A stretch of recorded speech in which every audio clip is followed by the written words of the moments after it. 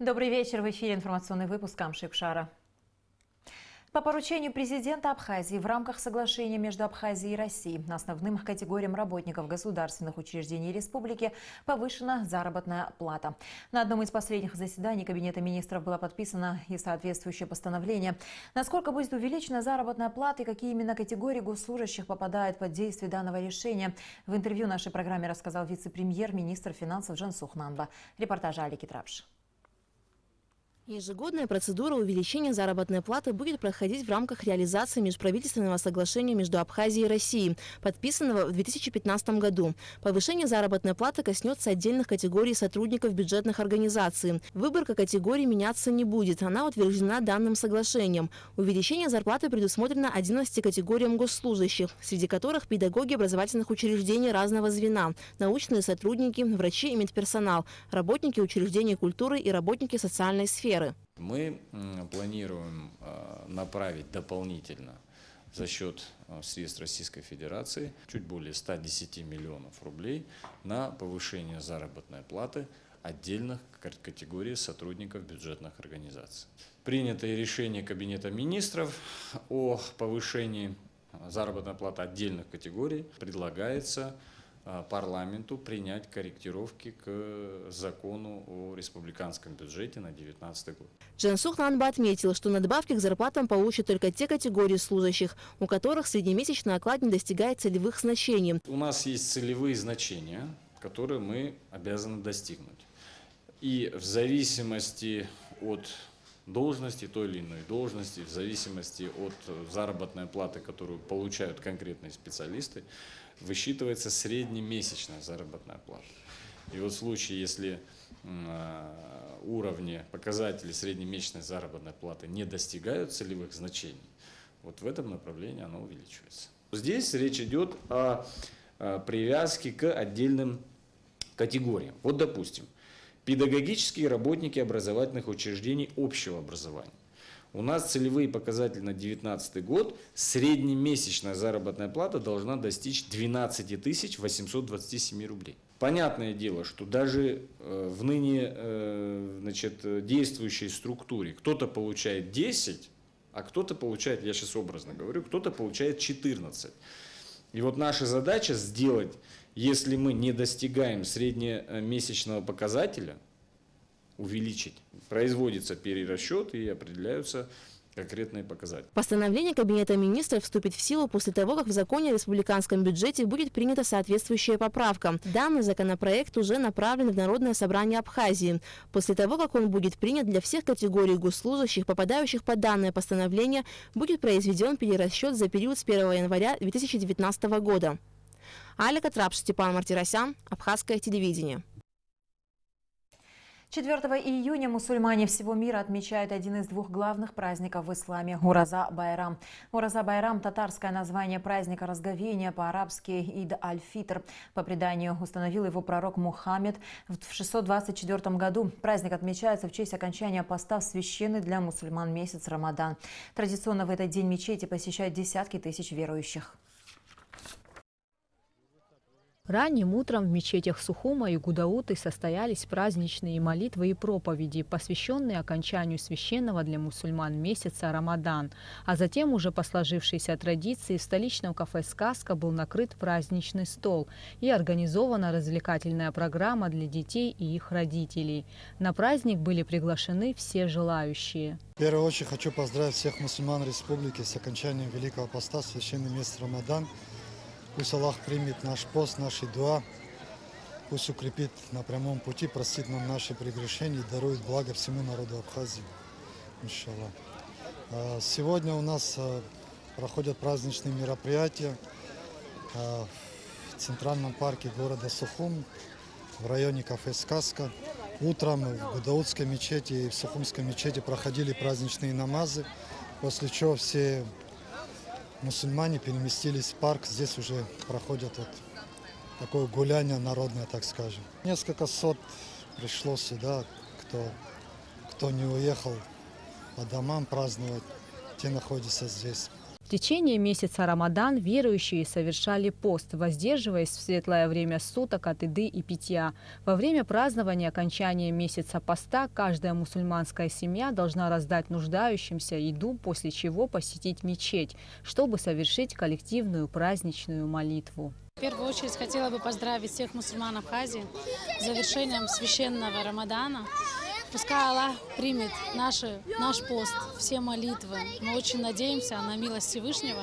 И каждый мусульманин, я думаю, конечно же, мечтает дожить до следующего поста и до следующего праздника. Очень ждем, конечно, Рамадана с трепетом. И очень волнительно и немножко грустно, когда он заканчивается, завершается. И на самом деле ждем только дожить до следующего. Ураза Байрам символизирует единение, заботу о ближних и сострадание к нуждающимся. Трапезу и веселье мусульмане делят с родственниками, друзьями, соседями любого вероисповедания и национальности. С каждым годом этот праздник отмечают на 10-11 дней раньше, и по традиции он проходит 3 дня. Гугут Савардания, Степан Мартиросян, Абхазское телевидение. Президент Рауль Хаджимба поздравил мусульман Абхазии с праздником Ураза Байрам. В тексте поздравления, в частности, говорится: «Являясь завершением священного для каждого мусульманина месяца Рамадан, этот день несет в себе радость укрепления веры. Мусульмане всего мира отмечают его свершением добрых дел и проявлением сострадания к тем, кто нуждается в поддержке. Как подчеркивается в поздравлении, наша страна испокон веков славится традициями взаимоуважения всех исповедуемых на ее территории религий, и пусть этот светлый праздник служит духовному очищению людей, укреплению дружбы и взаимопонимания». Межведомственная делегация из Абхазии со 2 по 8 июня принимает участие в рабочих встречах на борту лайнера «Князь Владимир» по маршруту его следования с представителями администрации морских портов, таможенных и пограничных служб. Делегацию сопровождает директор компании «Черноморские круизы» Виктор Глуховченко. 2 июня прошла первая встреча в порту города Сочи, 3 июня в Новороссийске и 4 июня в Ялте. В состав абхазской делегации вошли представители МИДа, Минэкономики, Погрануправления, Государственного таможенного комитета, Национальной туристической компании. На совещании в порту города Ялта Виктор Глуховченко отметил, что после встречи президента Абхазии Рауля Хаджимба и президента России Владимира Путина были даны поручения сформировать возможность удлинения маршрута и захода лайнера «Князь Владимир» в порт города Сухум. По его мнению, организовать подобные рабочие встречи в каждом порту по маршруту следования лайнера побудила необходимость напрямую наладить контакты между всеми заинтересованными службами двух стран, что позволит снять многие вопросы. С абхазской стороны уже проведены определенные мероприятия по обеспечению безопасности мореплавания в морском порту города Сухум, отметил Глуховченко. В ходе рабочих встреч обсуждались вопросы, связанные с организацией работы пограничной и таможенной служб, с пребыванием иностранных граждан на борту судна «Князь Владимир», а также другие вопросы возобновления морского пассажирского сообщения между Республикой Абхазия и Российской Федерацией. С началом курортного сезона на государственных границах Абхазии, Псо и Ингур наблюдается резкий рост количества правонарушений, связанных с незаконным перемещением табачной и алкогольной продукции. Сотрудники правоохранительного блока Государственного таможенного комитета регулярно проводят рейдовые мероприятия, направленные на выявление и пресечение ввоза и вывоза контрабанды. О результатах этой работы смотрите в специальном репортаже программы.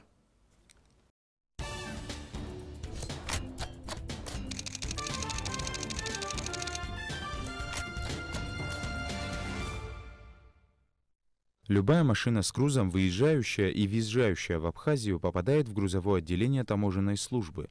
Здесь грузоперевозчикам оформляется таможенная декларация, после чего производится досмотр автотранспорта в присутствии владельца груза и инспектора таможенного отдела. Если в результате досмотра не было выявлено каких-либо нарушений, то машина уже с оформленным грузом и таможенной декларацией въезжает на территорию Абхазии. Такова легальная процедура таможенного оформления на границе, но не всегда все происходит надлежащим образом.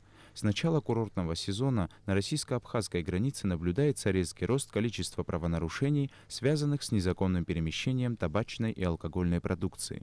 Конъюнктура рынка диктует свои условия. На территории Республики Абхазия есть позиции подакцизных товаров, таких как табачные изделия, которые сегодня представлены, в Абхазии ценовой политикой намного дешевле, нежели, допустим, на территории Российской Федерации или на территории Республики Грузия. Есть факты перемещения табачных изделий, помимо таможенного контроля, с сокрытием и путем недекларирования в таможенных органах на КПП «Ингур» на территорию Республики Грузия. В основном сотрудники таможни выявляют нарушения таможенного законодательства в части перевозки подакцизных групп товаров. Также объектами нарушений часто являются продукты питания, предметы одежды, парфюмерная продукция, посуда, текстиль, сувенирная продукция, удобрения и ядохимикаты. Отдел по борьбе с контрабандой и таможенными правонарушениями Государственного таможенного комитета Абхазии проводит активную работу по пресечению незаконного ввоза и вывоза вышеперечисленной продукции. В результате реализации оперативной информации нами было задержано транспортное средство, в которой при досмотре были обнаружены тайники, специально оборудованные тайники, с содержимым в них, а именно табачными изделиями в количестве 570 пачек. Также в направлении экспорта и пешеходное направление участились такие же моменты вывоза табачных изделий. Прячут под одеждой, специально оборудованные тайники в тачках. И в этом направлении ведется борьба при выявлении нарушения таможенных правил, будь то сигареты, будь то продукты питания, составляется материал о нарушении таможенных правил. Некоторая продукция изымается, есть специальные складские помещения, где содержится, до принятия мотивированного решения по данному виду таможенного правонарушения. Основными правонарушениями таможенных правил являются вывоз сигарет с сокрытием. Есть также некоторые случаи провоза тех же сигарет вне зоны таможенного контроля, то есть вдоль границы, где немалую помощь нам оказывают сотрудники погранслужбы России. У них больше средств и возможностей. И стараемся совместно бороться с этим злом. Мероприятия правоохранительного блока ГТК Республики Абхазия носят и оперативно-профилактический характер. Они направлены на усиление мер контроля за перемещением товаров через все участки таможенной границы Республики Абхазия. В рамках реализации оперативной информации правоохранительным блоком реализуются мероприятия в пунктах пропуска товаров, торговых объектов, стационарных постах КАИ МВД Абхазии. Соответственно, таможенный контроль за законностью ввоза товаров в Абхазию осуществляется на всей территории республики. Для большего понимания таможенной правоохранительной деятельности приведу лишь некоторые цифры о выявленных правонарушениях за период с 1 января 2019 года по настоящее время. Изъятый незаконно ввезенный на таможенную территорию нашей страны и при попытке вывоза за пределы Абхазии табачные изделия в количестве 8937 пачек. В том числе 470 пачек, приобретенные в магазинах беспошлинной торговли, при попытке их перемещения через таможенную границу Республики Абхазия, помимо таможенного контроля. 3626 пачек при попытке их вывоза, помимо таможенного контроля, и с сокрытием в технических полостях и специально оборудованном тайнике автотранспортного средства. Также изъяты спиртные напитки, в том числе грузинского происхождения, в количестве 200 бутылок. В общей сложности за первый квартал 2019 года правоохранительными подразделениями Таможенного комитета заведено и передано в отдел дознания и таможенных расследований ГТК 87 административных дел. Если говорить о ценовых позициях, которые отмечены в виде административного штрафа, то можно говорить о таких суммах, как таможенный пост ПСОЛ. На сегодняшний день была внесена сумма в размере 229 377 рублей. По Галскому таможенному управлению очень много было выявлено административных правонарушений в части незаконного перемещения табачных изделий на территории Республики Грузия. Большую часть административного штрафа именно эта позиция обусловила сумму в размере 326 385 рублей. Также по выявлению административных правонарушений в зоне таможенных органов, а также на таможенной территории Республики Абхазия занимается отдел по борьбе с контрабандой и нарушением таможенных правил. У них тоже неплохие показатели. Сумма административных штрафов, внесенных в виде залога и в виде самого штрафа, равна 254 706 рублям. Если констатировать, что в дальнейшем значит, ежеквартально будет вноситься такая сумма, соответственно, значит, в виде административного штрафа, то это где-то около порядка 2,5 миллионов, вносимых в бюджет Республики Абхазия. По всем административным делам, где отделом дознания и таможенных расследований было вынесено решение о наложении административного взыскания, согласно закону, копии постановлений пересылаются в судебно-исполнительные органы страны для последующего принудительного взыскания штрафа у должника. Саиджар Салия, Тамас Чиковани, Абхазское телевидение.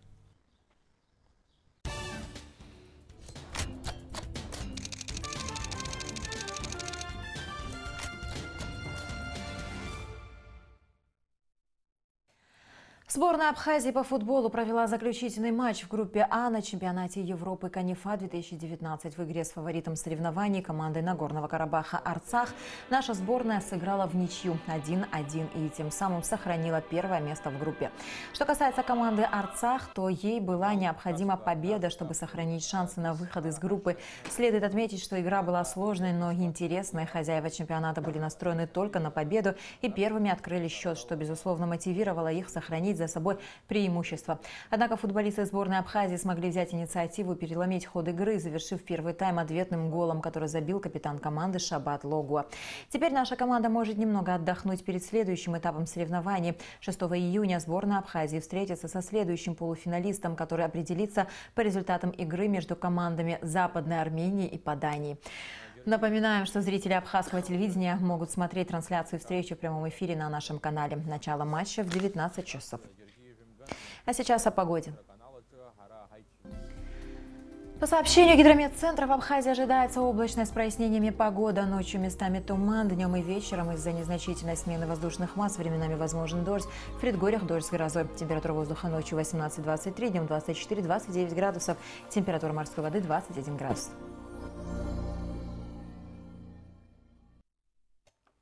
На этом наш выпуск завершен. До скорых встреч в эфире.